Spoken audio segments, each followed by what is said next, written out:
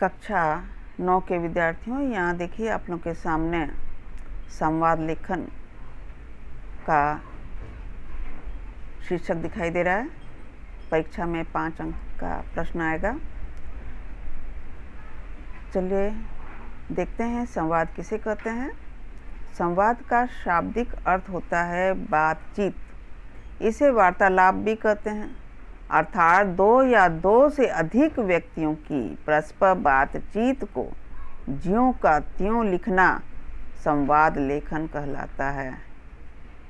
तो संवाद का मीनिंग समझ में आ गया होगा। संवाद का अर्थ होता है बातचीत करना या वार्तालाप भी कह सकते हैं। परीक्षा में 2 या 2 से अधिक व्यक्तियों के बीच बातचीत को लिखने के लिए आएगा। 5 अंक का ये प्रश्न होता है। चलिए देखते हैं कि संवाद कितने प्रकार का होता है। संवाद 2 प्रकार का होता है, मौखिक और लिखित। आप लोगों की परीक्षा में लिखित संवाद आएगा। तो संवाद लिखते समय निम्नलिखित बिंदुओं को ध्यान में रखना चाहिए। जब भी हम लोग कोई चीज़ लिखना सीखते हैं तो सबसे पहले ये ध्यान रखना चाहिए कि हमें किन बिंदुओं को फॉलो करना है या अनुसरण करना है। पहला बिंदु देखिए, संवादों की भाषा अत्यंत सरल, सुबोध और स्वाभाविक होना चाहिए। इसका अर्थ हुआ कि संवाद में जो भाषा का प्रयोग किया जाएगा वो बहुत ही सरल होना चाहिए, आसान होना चाहिए। सुबोध मतलब समझ में आ जाने वाला होना चाहिए और स्वाभाविक होना चाहिए। वो लगे जैसे कि ऐसा ही सरलता से बातचीत की जा रही है 2 लोगों के बीच में। दूसरा बिंदु देखिए, संवाद की लंबाई अधिक नहीं होनी चाहिए। आप लोगों के प्रश्न में 50 शब्दों का संवाद लिखने के लिए आता है। कम से कम 50 शब्दों का और अधिक से अधिक 60 शब्दों का। 50 और 60 शब्दों के बीच में लिखने के लिए संवाद का प्रश्न आता है। तो इसको ध्यान में रखना है कि ज़्यादा लंबा नहीं होना चाहिए, छोटे छोटे संवाद हो, अर्थात छोटी छोटी पंक्तियों में अगर हम लोग लिखते हैं तो वो स्वाभाविक भी लगता है और सहज भी लगता है, आसानी से समझ में भी आ जाता है। तीसरा देखिए, संवाद लेखन में उचित विराम चिन्हों का प्रयोग अनिवार्य है। कोई भी लेखन हो उसमें विराम चिन्ह बहुत ही जरूरी होना चाहिए। दूसरा बिंदु देखिए, चौथा बिंदु, शब्दों का चयन पात्रानुकूल होना चाहिए। पात्रानुकूल मतलब जो संवाद के लिए व्यक्ति दिए गए हैं, हो सकता है वो अध्यापक और छात्र हो सकता है 2 खिलाड़ियों के बीच में बातचीत हो सकता है ग्राहक और दुकानदार के बीच में बातचीत हो रहा है। तो पात्रानुकूल होना चाहिए, उसके अनुसार ही शब्दों का चयन करना चाहिए। अब आगे की बिंदु देखिए, 5वां बिंदु, विषय से संबंधित सरस और रोचक संवाद आकर्षित करता है। विषय जो मिला है आपको संवाद लिखने के लिए, वो संवाद जब आप लिखते हैं तो वो रोचक होना चाहिए, इंटरेस्टिंग होना चाहिए। आप कोई भी पढ़े उसको तो उसको आनंद लगे, सरस होना चाहिए। 6ठा बिंदु देखिए, आवश्यकता पड़ने पर संबोधनों का प्रयोग किया जाना चाहिए। जरूरत पड़ने पर संबोधन का भी प्रयोग किया जा सकता है, जैसे है पुत्र सुनो, इस तरह से आप प्रयोग कर सकते हैं। दूसरा बिंदु देखिए, उचित मुहावरों एवं लोकोक्तियों का प्रयोग किया जा सकता है।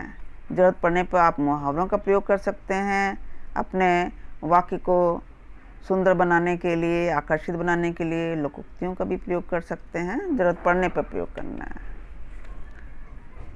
अब 8वां बिंदु देखिए, संवाद लेखन में क्रमबद्धता का ध्यान रखना चाहिए, अर्थात एक पात्र का संवाद दूसरे पात्र से जुड़ा हुआ होना चाहिए। इसका अर्थ ये हुआ कि संवाद लिखते समय हमें क्रमबद्धता मतलब एक के बाद एक विषय के अनुकूल बातें होती रहें, जुड़ी हुई रहें एक दूसरे से। ऐसा न लगे कि एक कुछ और बोल रहा है, दूसरा कोई और उत्तर दे रहा है, विषय से भटक जाता है आदमी बात करते करते, तो ऐसा नहीं होना चाहिए। दूसरा बिंदु देखिए, संवाद लेखन सीधे विषय से ही शुरू करना चाहिए। संवाद लेखन में भूमिका नहीं बांधना है, आपको सीधे जो विषय मिला है उससे बातचीत शुरू कर देना है। आगे का बिंदु देखिए, संवाद कहानी या घटना को आगे ले जाने वाला होना चाहिए। संवाद ऐसा होना चाहिए, मान लीजिए कि दो व्यक्ति बातचीत कर रहे हैं, तो कोई विषय मिला है, कहानी हो सकता है या घटना हो सकता है, तो संवाद बातचीत से ही कहानी आगे बढ़ते हुए जाना चाहिए। दूसरा बिंदु देखिए, संवाद लेखन लिंग, पात्र और उम्र को ध्यान में रख कर लिखना चाहिए। संवाद जब लिखते हैं हम लोग, तो आपको किससे बातचीत हो रही है, वो स्त्रीलिंग है कि पुल्लिंग है, इसका ध्यान रखना चाहिए।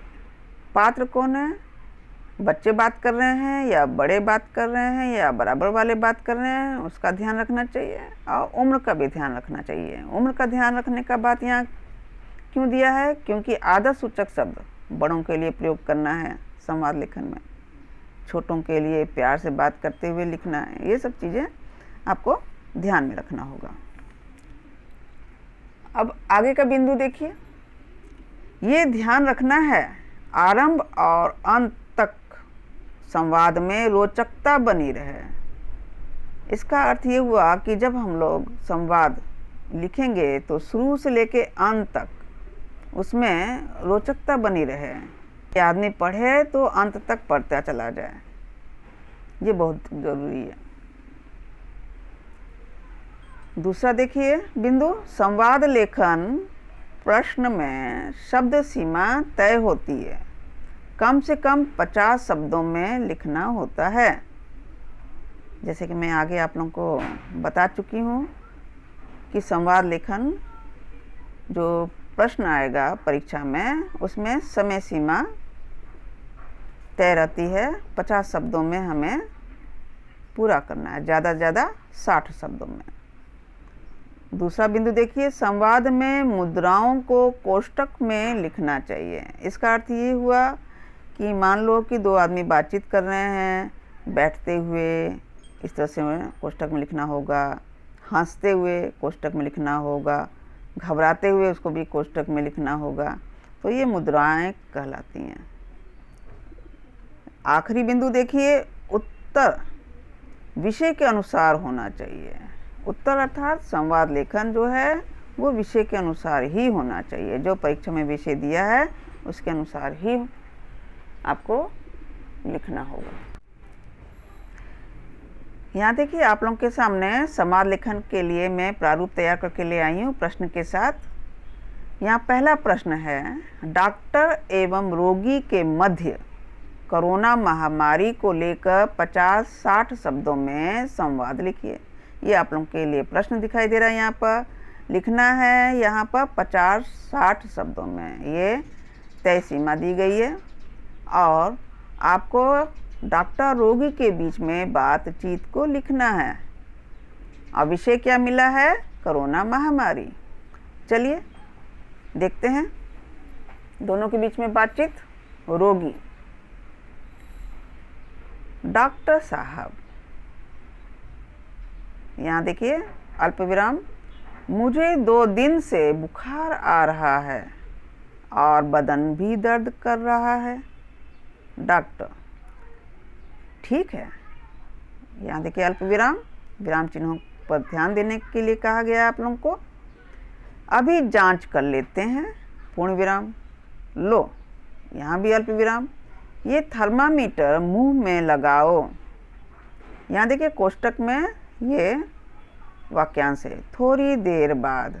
इस तरह से आप लोगों को भी प्रयोग करना पड़ेगा अपनी बात कहने के लिए। तुम्हें तो 100 डिग्री बुखार है। रोगी, मुझे रात में ठंड भी लग रही थी। डॉक्टर को बोलता है कि मुझे रात में ठंड भी लग रही थी। आगे देखिए, डॉक्टर के लिए क्या संवाद है? तुम कोरोना का जांच करा लो, मैं पर्ची पर लिख देता हूँ। पर्ची अर्थात प्रिस्क्रिप्शन, मैं पर्ची पर लिख देता हूँ। रोगी, यहाँ देखिए कोष्टक में, घबराते हुए, मुझे कोरोना हो गया है डॉक्टर। घबराते हुए, मुझे कोरोना हो गया है डॉक्टर। डॉक्टर, ये कोई ज़रूरी नहीं कि कोरोना ही हो, जांच करने के बाद ही पता चल पाएगा। अब ये जांच का विषय यहाँ चल रहा है। आप लोगों को कहा गया कि कोरोना महामारी पर लिखना है, तो आप इस तरह से एक प्रश्न का उत्तर तैयार कर सकते हैं। अब देखिए दूसरा प्रारूप। यहाँ देखिए आप लोगों के सामने दूसरा प्रश्न संवाद लेखन के ऊपर है। मोबाइल को लेकर अध्यापक और छात्र के बीच हो रहे संवाद को 50-60 शब्दों में लिखिए। यहाँ आप लोगों को विषय मिला है अध्यापक और छात्र के बीच में बातचीत लिखने के लिए, वो भी 50-60 शब्दों के अंदर में लिखना है, और विषय मिला है मोबाइल को लेकर। चलिए शुरू करते हैं।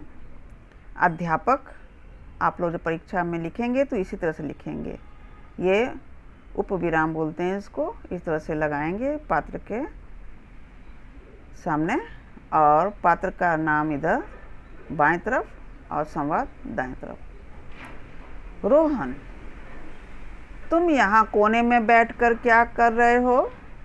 अध्यापक छात्र से पूछता है। रोहन, रोहन आप एक नाम चुन के लिख लीजिए, मैं रोहन लिखी हूँ। रोहन, तुम यहाँ कोने में बैठकर क्या कर रहे हो? छात्र, कुछ नहीं गुरुजी, ऐसे ही बैठा हूँ। अध्यापक, ये तुम्हारे हाथ में क्या है?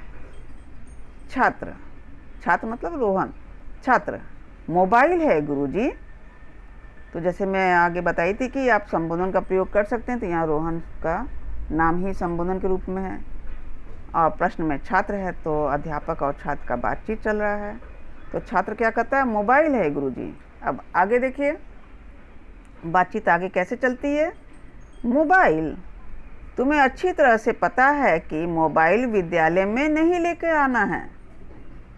छात्र, पता है गुरुजी, पर आज गलती से मेरे साथ आ गया है, इसी डर से मैं यहाँ बैठा हूँ कि क्या करूं? अध्यापक, यदि ऐसा है तो तुम अध्यापक कक्ष में जमा कर सकते हो। अध्यापक कक्ष मतलब स्टाफ रूम में तुम जमा कर सकते हो, डरने की कोई बात नहीं। तो यहाँ देखिए बातचीत खत्म होता है। तो हमें ये ध्यान रखना है कि जो विषय मिला है वह संवाद लिखते समय तय सीमा के अंत तक बातचीत पूरी हो जाना चाहिए, तभी 5 अंक मिलेंगे। अब दूसरा प्रारूप देखते हैं। ये देखिए तीसरा प्रारूप। तीसरा प्रारूप के लिए प्रश्न मिला है प्रश्न पत्र। यहाँ कोष्टक में गणित लिखा है। कठिन आने पर 2 मित्रों के बीच हुए संवाद को लगभग 50-60 शब्दों में लिखिए। ये 50-60 शब्दों में बार बार प्रश्न में क्यों दिए जा रहे हैं कि आपको ये बताना है कि आपकी बात इतने शब्दों में पूरी हो जानी चाहिए।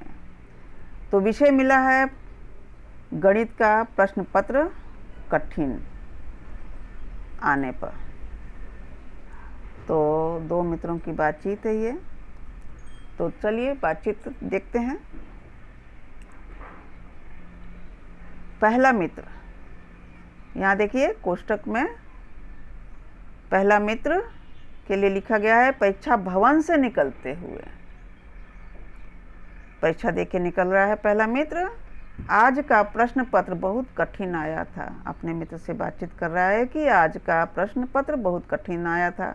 दूसरा मित्र, हाँ ये देखिए विस्मयादि बोधक चिन्ह है यहाँ पर। हाँ, मेरे तो कई सवाल छूट गए। पहला मित्र, मेरे भी 2 छूट गए। दूसरा मित्र, यहाँ देखिए पहला मित्र दूसरा मित्र, क्योंकि दोनों मित्रों में बातचीत हो रहा है। या तो आप नाम चूज़ कर लीजिए, रोहन, मोहन, नहीं तो पहला मित्र या दूसरा मित्र करके आप लिख सकते हैं। तो पहला मित्र बोलता है मेरे भी 2 छूट गए। दूसरा मित्र क्या जवाब देता है? लगता है प्रश्न पाठ्यक्रम से बाहर के थे। पाठ्यक्रम मतलब सिलेबस से, प्रश्न बाहर से आए हुए थे। पहला मित्र, हाँ मुझे भी ऐसा ही लगता है। दूसरा मित्र, मुझे तो डर लग रहा है कि मैं फेल हो जाऊंगा। पहला मित्र बात खत्म करता है, कहता है कि चलो अब परीक्षा परिणाम की प्रतीक्षा करते हैं, अर्थात रिजल्ट आने पर ही पता चलेगा कि हम लोग फेल होंगे कि पास होंगे। तो ये था आपका तीसरा प्रारूप। तो आप लोग यहाँ इस तरह से समझ गए होंगे कि किस तरह से प्रश्न आएगा और आप लोगों को किस तरह से लिखना है। आप लोगों को विषय के अनुसार ही लिखना है, और 2 व्यक्तियों की बातचीत है तो 2 व्यक्तियों को ही शामिल करना है, 3 व्यक्तियों की बातचीत है तो 3 व्यक्तियों को शामिल करना है। तो उम्मीद है कि आप परीक्षा में अच्छे से इस प्रश्न को लिख सकेंगे।